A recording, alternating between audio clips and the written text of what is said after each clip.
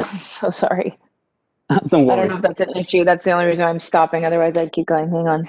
You're not here for the party. Come on, I need to know. What did you think of my poems? Tell me.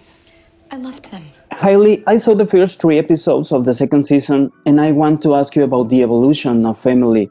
What do you understand about her now that you didn't know before? Well, one thing I love about this character is, although my understanding has deepened, I'm definitely still very intrigued by her, and I question a lot of, I'm so sorry. I don't know if that's an issue. That's the only reason I'm stopping. Otherwise, I'd keep going. Hang on. But something that I guess I know about her now that I didn't before. The thing about Emily and how we're portraying her is that she's constantly in these new phases in her life, and she's searching for answers to questions. And in season 1, it was a whole different set of questions than it is in season 2. I think my appreciation for her ability to always remain true to herself is very admirable, and that has grown. But definitely still trying to figure out, where she's at in every moment that we are with her. What does Emily Dickinson mean to you, and how portraying her life and touching her in this series has changed you? I would say, first of all, Emily Dickinson is somebody that I came across at some point in school, but never anyone I had spent the amount of time I have researching her because of this series ever before in my life. So I guess it's easy to sort of wish I came across her work sooner, or came across her life story as I have now sooner in my life, because I do feel like she has made an impact on me.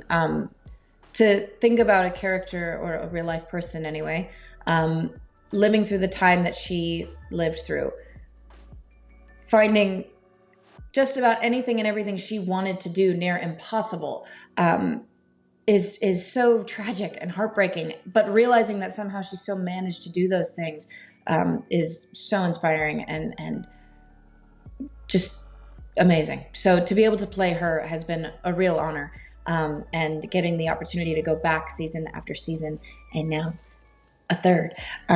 It's just really awesome to continue making discoveries about this human and how amazing she really was, and is in this show. So yeah. And in this new season, what has been the biggest challenge for you? Because you are now a producer of the series. That there's no denying, starring in the show and producing it as well was definitely a challenge at times. Time management was something I learned on this show, and figuring out how to, balance the two roles.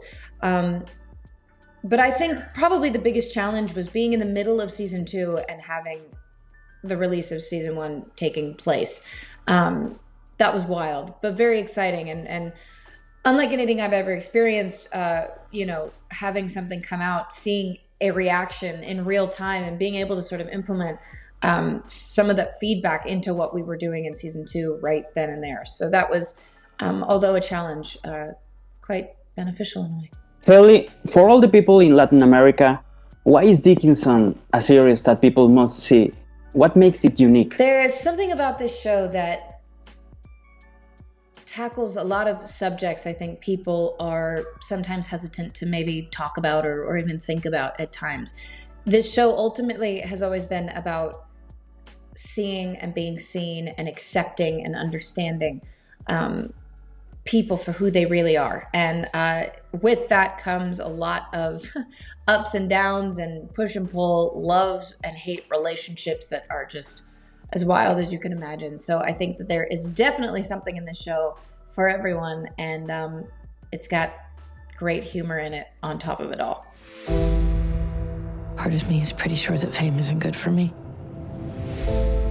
Everyone at Spoiler Time, please watch Dickinson season 2. I hope you love it. Welcome to the dark side.